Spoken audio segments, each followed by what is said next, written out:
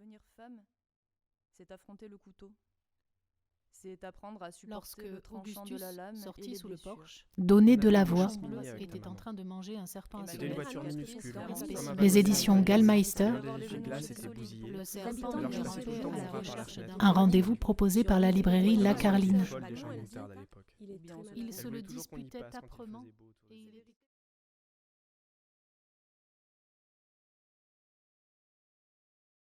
Lorsqu'Augustus sortit sous le porche, les cochons bleus étaient en train de manger un serpent à sonnette, un spécimen de taille modeste.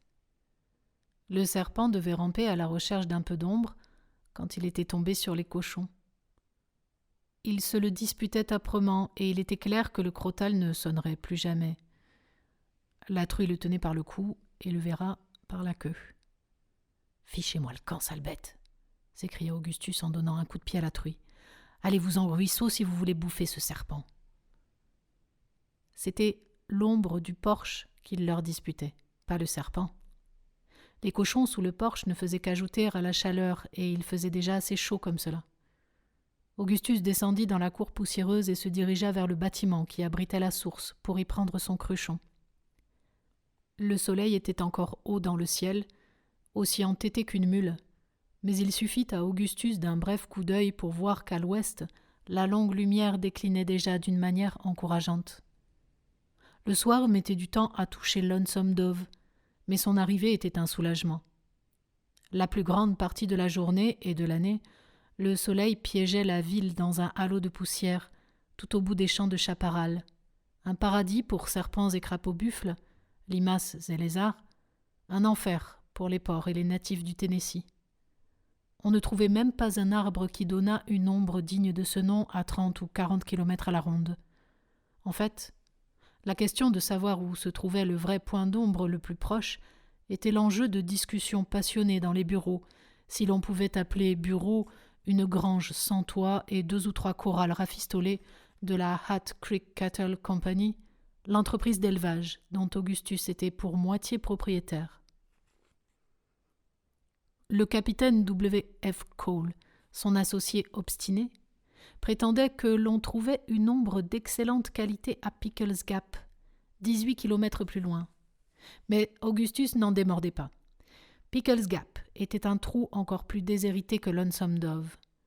Pickles Gap devait son existence à un fou, venu du nord de la Géorgie et répondant au nom de Wesley Pickles, qui s'était perdu dans les taillis de mesquite et y avait erré pendant 10 jours avec sa famille.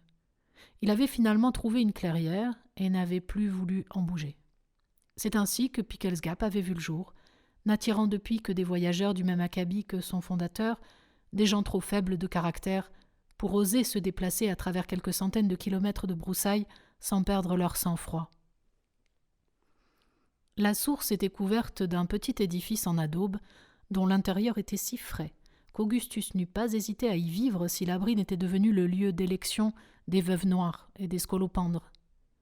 En ouvrant la porte, il ne remarqua pas de 1000 pattes, mais il entendit aussitôt le grésillement nerveux d'un serpent à sonnette, à l'évidence plus malin que celui que les cochons étaient en train de manger.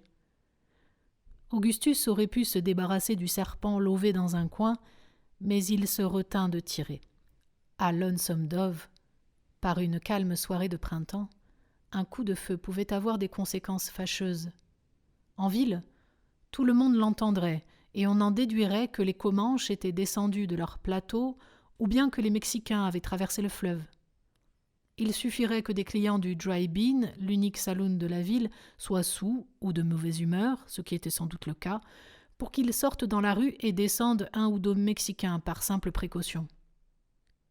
À tout le moins, Cole délaisserait les pâturages pour accourir de son pas lourd et découvrir avec irritation qu'il s'était dérangé pour un simple serpent. Cole n'avait pas la moindre estime pour les serpents, ni pour les individus qui s'écartaient de leur chemin. Les traitant comme n'importe quelle autre bestiole, il s'en débarrassait brusquement, à l'aide de ce qui lui tombait sous la main. Quelqu'un qui ralentit devant un serpent ferait aussi bien d'aller à pied, aimait-il à dire. Déclaration sans plus de signification aux yeux d'un homme un peu éduqué que presque tout ce qui sortait de la bouche de Cole. Augustus professait une philosophie plus tolérante. Il était partisan d'accorder aux créatures quelques instants de réflexion.